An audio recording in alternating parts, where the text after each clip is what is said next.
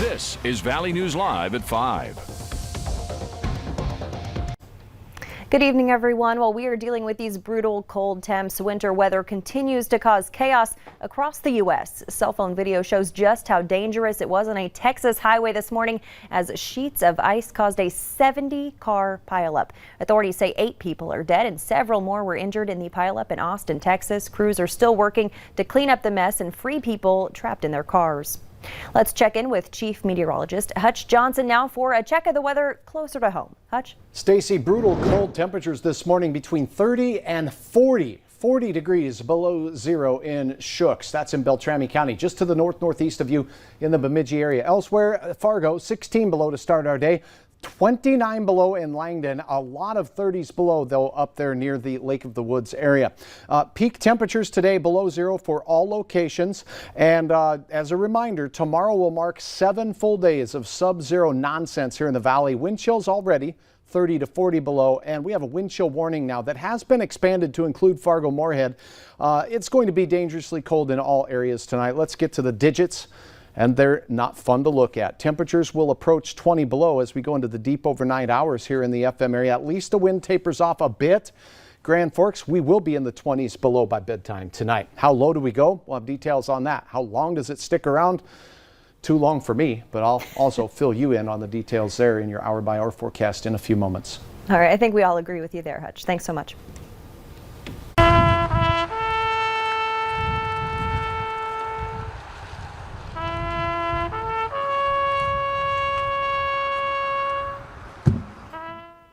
Mayor Tim Mahoney officially declared today Jason Mosier Day in the city of Fargo, as today marks the 5-year anniversary of the death of the Fargo police officer who was killed in the line of duty responding to a domestic dispute.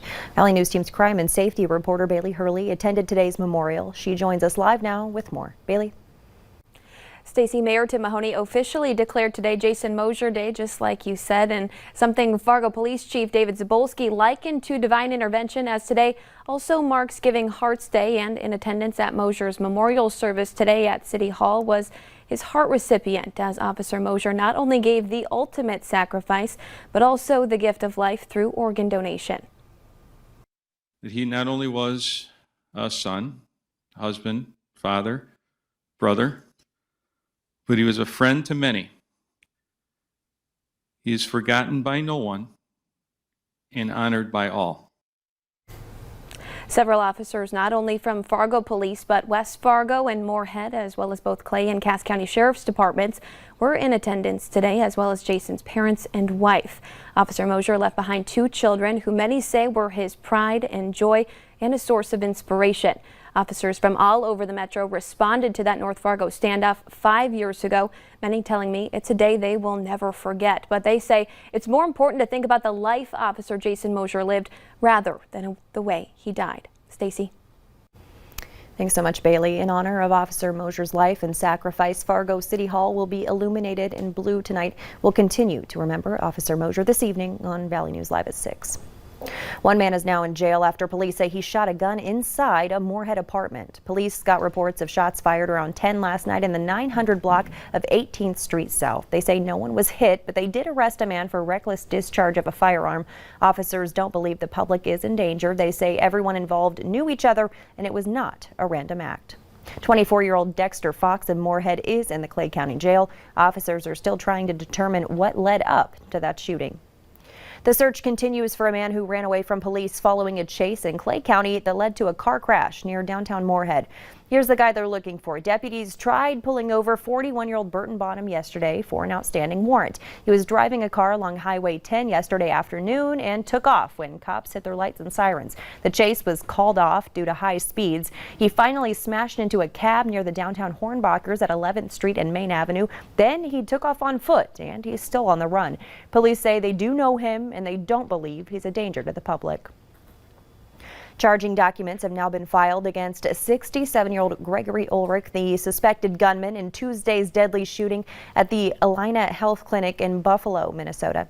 Court documents say he's facing 1 count of second-degree intentional murder, 4 counts of first-degree premeditated attempted murder, 1 count of possessing an explosive device, and 1 count of carrying a pistol without a permit in a public place. Gregory Ulrich went to a line of clinic knowing that he was going to shoot up that clinic. Gregory Ulrich went to that clinic knowing that he was going to explode bombs at the clinic. He did just that, cowardly injuring innocent people, one of them fatally. Police say he claims he was angry with the care that he received. Dilworth police are still trying to track down a missing man who hasn't been heard from since Sunday night. 60-year-old Kenneth Bosby was supposed to visit a friend near St. Cloud on Tuesday, but never showed up. His bags and cell phone are still at his house. Police say Bosby may have been seen at the Dilworth Walmart on Sunday or Monday heading for a bus. Call Dilworth Police or your local law enforcement with any information. The Richland County Sheriff's Office says it's investigating a house fire in Hankinson. The Sheriff's Office says the call for the fire came in around 9 last night in the 200 block of 1st Street Northeast. The report says one man was in the house at the time of the fire, but he was able to get out safely. Dr. Anthony Fauci says that by April, everyone will be able to head to their local pharmacy to get a COVID vaccine. He says he's concerned about the UK variants of the coronavirus, but as long as the population follows the guidelines, it's nothing to panic over. Dr. Fauci now says one mask is good, but double masking is better. Okay, this is what they're saying. Make sure you wear a mask. So you wear a mask. Then you want it to fit better. So one of the ways you could do it, if you would like to, is put a cloth mask over, which actually here and here and here, where you could get leakage in, is much better contained. Dr. Fauci also says now just because grandparents are vaccinated doesn't mean it's safe for grandkids to visit. He says it'll be much safer when both grandkids and grandparents have had the vaccine. Fargo Public School students will soon be back in the classroom full-time. Valley News Team's Brian Sherrod tells us how much longer teachers and support staff will have to wait to get the vaccine.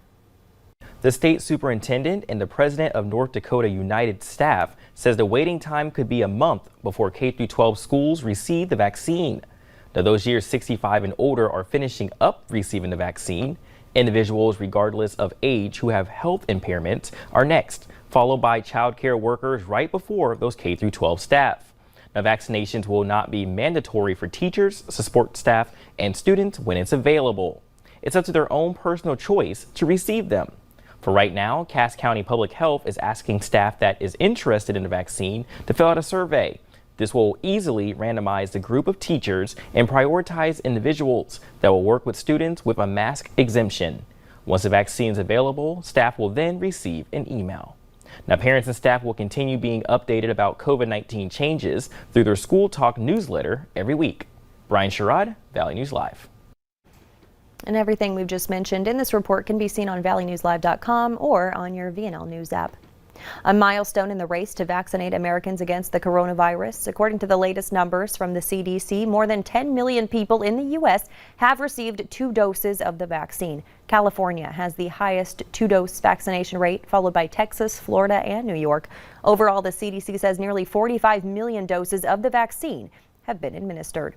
If you're looking to stay on top of the latest vaccine information, take a look at our VNL Vaccine Tracker. You can access national and local resources in 2 easy steps.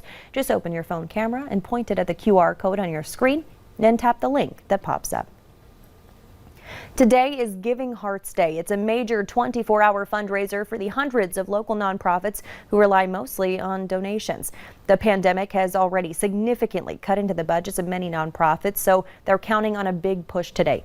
You can donate online at givingheartsday.org. Our last check showed that more than $15 million has been pledged so far. Coming up, experts say there's a chance you may be spending Valentine's Day alone. We find out why in a few minutes. And we can rest assured you'll spend your Valentine's Day with cold weather. In fact, tomorrow marks 7 full days of sub-zero weather for most of our viewing area. I'll have details on how long we stay cold coming up next.